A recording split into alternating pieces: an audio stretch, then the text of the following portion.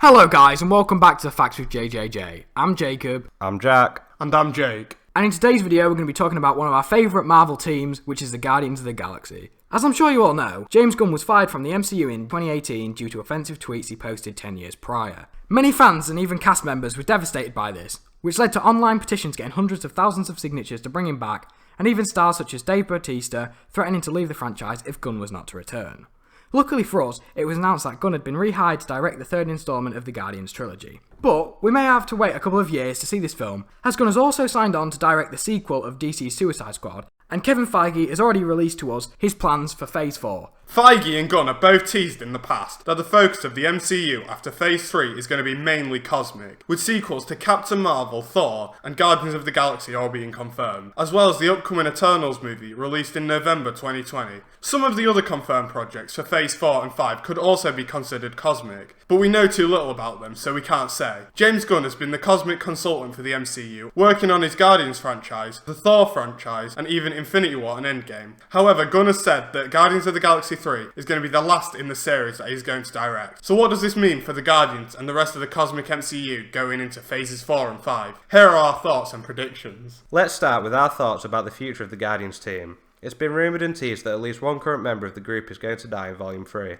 just like Yondu sadly passed away at the end of Volume 2 and Groot in Volume 1. It has been stated in previous films that Rocket's species doesn't have a very long lifespan, which has led some people to believe he's the character that is sadly getting killed off. However, the first instalment is rumoured to have a heavy focus on Rocket's origin and homeworld, Half-World. Due to this, many fans have speculated that Rocket will be reunited with his long-lost love, Lyla. As opposed to Rocket dying, we think it makes the most sense for Rocket to retire from the Guardians of the Galaxy, and instead live out the rest of his days with Lyla. Since Gunn has always said he feels connected to the character of Rocket the most, you could see this as a kind of parallel to Gunn moving on from the Guardians franchise and moving on to something new, for example, the DCU. Even though we don't think the character will get killed off, I think we can still expect one final heartwarming goodbye between Rocket and Groot. So if Rocket isn't going to die, who is? Well, I personally believe that Drax's time on the Guardians team is unfortunately over. Drax's motivation for being on the team has been clear since day one. His sole motive was to avenge his wife and daughter by bringing an end to both Ronan the Accuser and Thanos, who were both involved in the murder of his family. Now that he's defeated Ronan on Xandar and Thanos during the Battle of Earth, Drax doesn't really have much reason to stay on the team. He was seen on the ship with the rest of the Guardians in the last minutes of Avengers Endgame, meaning he's still a part of the team for now, but I wouldn't be shocked to see him depart anytime soon. Dave Bautista has been campaigning for a Drax solo movie, but this is extremely unlikely, an unrealistic expectation for Bautista, as Marvel has many more interesting properties, especially after Disney's purchase of 20th Century Fox. Bautista has proved with films like Stuber and Final Score that he can carry an action film outside of the MCU, so he doesn't really need a Drax solo film anyway. Another reason is that a couple new powerful allies are allegedly joining the team, such as Thor and Adam Warlock, which means a character like Drax, who doesn't exactly live up to his comic book strength, won't have much of a place in the group after their debut as part of the Guardians. Despite him not being quite as strong as some other members now, Drax is still a core member and brings a lot of heart to the group, so it would be very sad to have to see him go. I also think it would be very touching to see him pass away and join his family in the afterlife, which has really been his true goal ever since he avenged them. Now that we've talked about who we think is going to die, let's move on to who else we think will be departing from the group, who might stay, and which characters could join the Guardians of the Galaxy.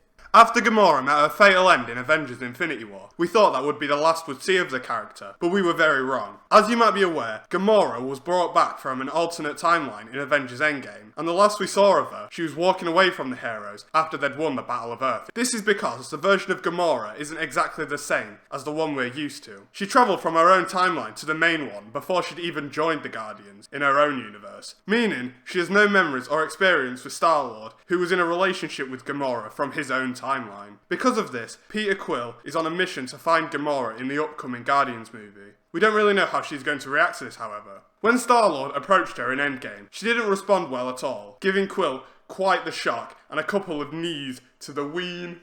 That was not what I expected.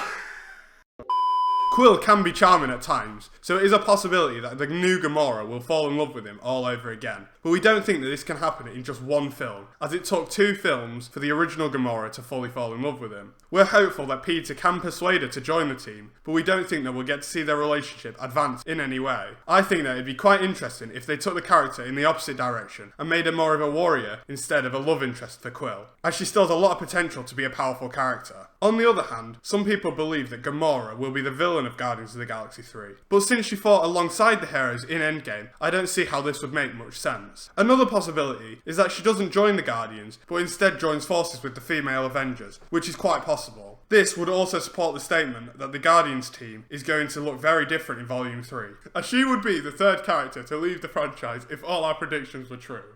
We believe that StarLord will continue to work with the Guardians of the Galaxy. Some people think that he's going to die in the upcoming film, which would be extremely impactful, but I don't think that's too likely. Peter Quill is the leader of the group, and despite him losing his family and the woman he loves, he still has a lot of story left in him. He can continue to pursue the alternative version of Gamora as the movies go on, or he could even have a storyline about getting over her. There are many different storylines you could pursue with Quill. For example, him going back and finding his grandfather who's still alive on Earth. Either way, I just don't think we've seen everything the character has to offer, and he might be the most entertaining character after Rocket and Drax both leave, if you don't include Thor. We also think that Groot will stay on the team. We doubt that Groot will die anytime soon, as we've basically already seen him die twice, and that may take away from the emotional impact that another death would have this soon. As with Avengers Endgame, Groot hasn't even become an adult yet. By the time the third Guardians film comes around, he may have just reached adulthood, but we'd love to see Groot get older and stronger in upcoming films, as he is a useful asset to the team. It'll be sad having to watch him say goodbye to his father figure Rocket for good, but we think this is probably what's best for both characters. Nebula is a character we'd love to see stay on the team, whether Gamora rejoins or not. She's a strong female character, which is needed on the team, and would rather see her stay in the Guardians than move over to the all-female Avengers team. For her to leave now, after all the progress she's made in the franchise, will be pretty annoying, as she's become a lovable character in her own right, and also a vital asset to the team. The same can pretty much be said about Mantis, as we think she's not yet met her full potential, and there is still arc for improvement, since she is an extremely powerful character in the comics. Even though she's not as powerful yet in the Guardians movies, she is a funny and enjoyable character, who brings a lot of heart to the team. She was also introduced in Volume 2, so we definitely wouldn't want her to go anywhere just yet. As much as we'd love to see Thor be a permanent member of the Guardians of the Galaxy, we can't make any solid predictions as his own franchise is still ongoing. It is unclear whether he is going to remain a huge part of the Thor franchise, or whether he's going to pass the Thor title on to Jane Foster and instead go by the name of Odinson. If he does do this, we'd love to see him join the Guardians of the Galaxy as Odinson, as he has a good dynamic with Rocket and Groot, and a fun friendly competition with Quill. He would also be a very useful ally to the team, since he is the God of Thunder. Sean Gunn's character Kraglin is a bit of a mystery, since we saw him take the place of Yondu at the end of Guardians Volume 2, but he never showed up in either Infinity War or Endgame. We'd like to see this explained at least, since he is an enjoyable character, but we're not totally devastated by his absence. If he does show up in a future Guardians film though, it'll be a nice addition to the team since he inherited Yondu's Yakut arrow, which we've seen take down an entire Ravager crew, so we know it can be pretty powerful. We also hope to see Howard the Duck at some point in the movie, but we don't expect him to join the team anytime soon, as so far he's only showed up as a cameo. We do think it'd be cool if he got his own film or miniseries on Disney+, but other than that we don't really have any high hopes. Another character who has only been seen in a cameo role is Cosmo the Space Dog. We don't think it's likely that we'll see much more, if anything, from him, but in the comics universe he is a powerful, intelligent character and a friendly rival to Rocket Raccoon, so it would be cool to at least see him in another cameo while Rocket is still part of the team. Adam Warlock has been teased ever since the first Guardians of the Galaxy film, all the way back in 2014. It is only now, in Volume 3 however, that we are finally getting a chance to see him on screen for real. We are unsure to whether he will be the villain for the majority of the film, or if he will decide to join the Guardians instead.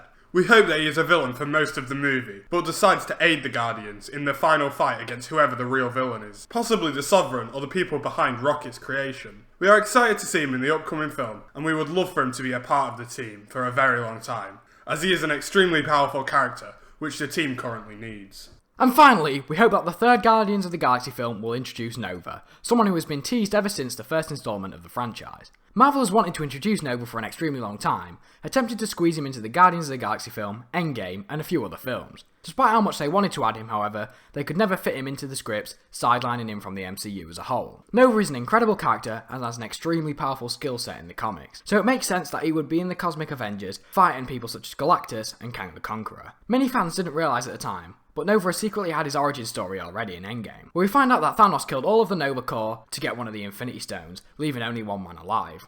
This is obviously Nova, and hopefully means we'll see Nova in the MCU soon, and maybe even a return from Thanos if he gets a solo film.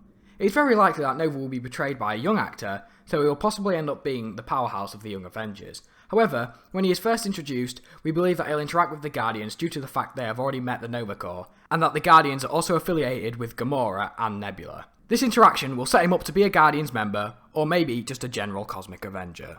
All in all, we think there's a lot of potential for what the future Guardians team could look like. We'd love StarLord, Groot, Nebula and Mantis to stay on the team, with Thor, Adam Warlock and Nova joining them. We think that's a pretty powerful team and would love to see the kinds of adventures they'd go on and fights they could handle with strong heroes like Thor on the team. So thank you guys for watching this video, and we hope you did enjoy. If you did, you can always like the video and subscribe to our channel for more videos just like it. We've got many videos planned in the future, so stick around for them. If you haven't entered the giveaway yet, you should definitely do that because this is a great opportunity for you to get your hands on some free pops. But again, thank you guys for watching this video, and we hope to see you in the next one on The Facts with JJJ.